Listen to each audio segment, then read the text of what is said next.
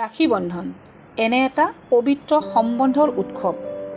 এগৰাকী ভনীয়েকে তেওঁৰ ককায়েকক বা ভায়েকক হাতত ৰাখী পিন্ধাই সম্পৰ্কটো আৰু অধিক মজবুত কৰি তোলে।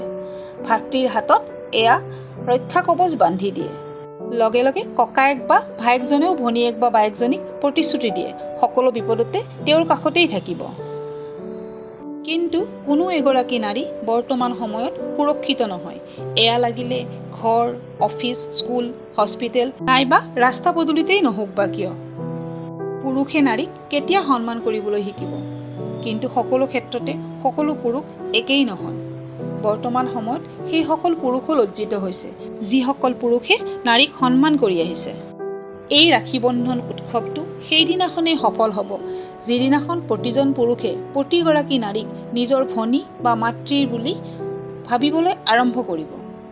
প্ৰতিগৰাকী নাৰীক সন্মান কৰিব।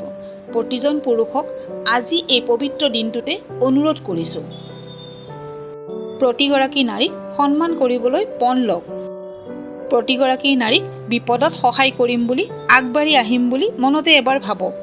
তাৰ পিছতহে মৰমৰ ভনীজনীৰ হাতেৰে ৰাখীটো নিজৰ হাতত পিন্ধি লওক। ধন্যবাদ।